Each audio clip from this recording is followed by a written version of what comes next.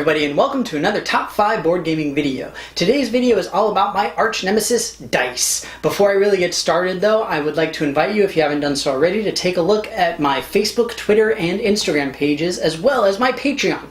All of the social medias. On those pages I share fun articles, I release new videos, I release them early if you sponsor me on Patreon, do giveaways, all sorts of cool stuff. So please take a look if you have not done so already. That said, diving right into dice. I've mentioned on my channel before that I'm not a huge fan of the randomness that is done with dice or that dice bring to the table, but I do love mitigation of that randomness. So today I wanted to talk about my favorite dice-based games.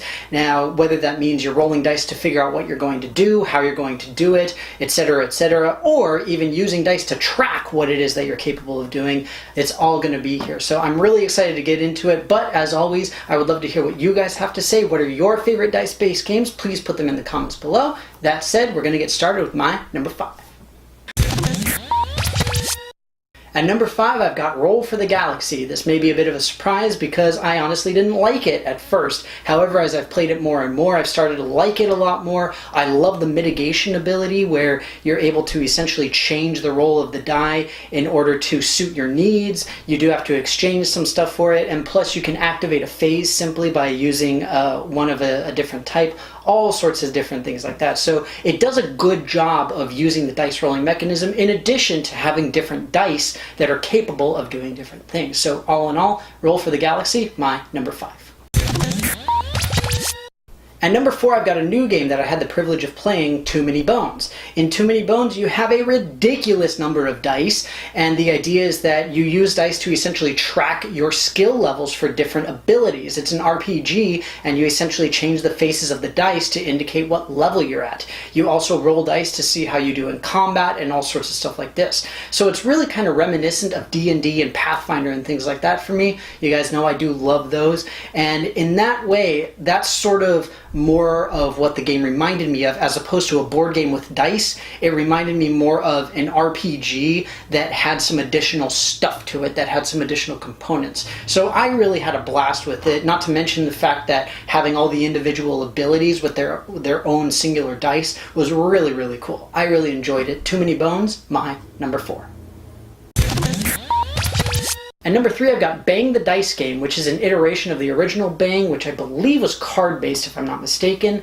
And essentially you got a lot of social interaction, a lot of table talk, which makes the dice rolling really well suited to it, because you want to have at least a little bit of randomness, a little bit of that kind of weirdness going on, and the unpredictability that comes with a lot of social interaction. So it's kind of cool in that way, and the dice give you different abilities, well, not really abilities, but they allow you to do certain actions type of things. So it's kind of cool. It's a lot of fun, and like I said, there's a lot of table talk, not so much strategic, but still, great game. Bang the Dice Game, my number 3.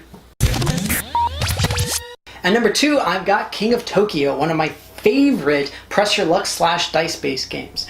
This is a really great one that does the damage mitigation by way of allowing you to re-roll dice after you've done it a couple of times essentially, and you're trying to sort of make sets. So you can make sets of numbers to give yourself victory points, you can get energy, you can get attacks, all that kind of stuff. The nice thing about this game is that most of the things you don't need a specific set for. It's okay if you only have one energy because you do get an energy cube. It's okay if you only have one attack because that attack still goes through, and things like that. So that's sort of how the mitigation works for this.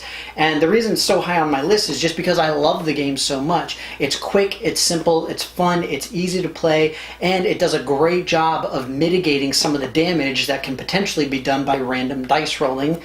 King of Tokyo, my number 2.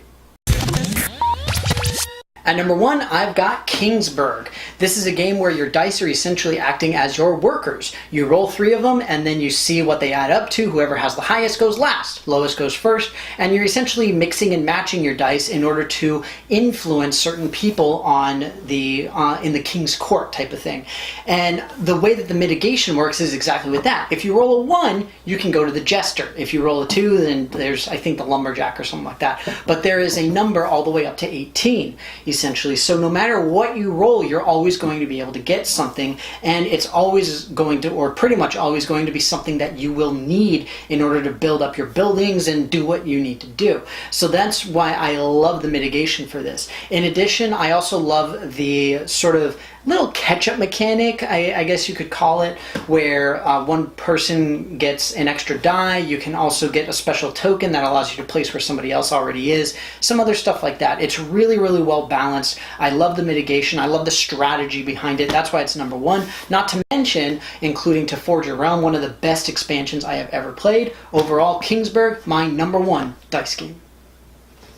Well, folks, that's going to be it for me, talking about my arch nemesis, the dice-based games. But again, there are things that I enjoy, there are ones that I like, and mostly it's games that mitigate the damage done by randomness of dice rolling very, very well. And so that's where I came up with these top 5. That said, as always, you guys know I love hearing from you. I love to know what you guys think, what your personal favorites in this category are. So please let me know, and also please let me know what you guys think of this sort of shorter format as well, because I'm thinking that I want to do this in the future. However, that said, thank you so very much for watching, and I will see you next time.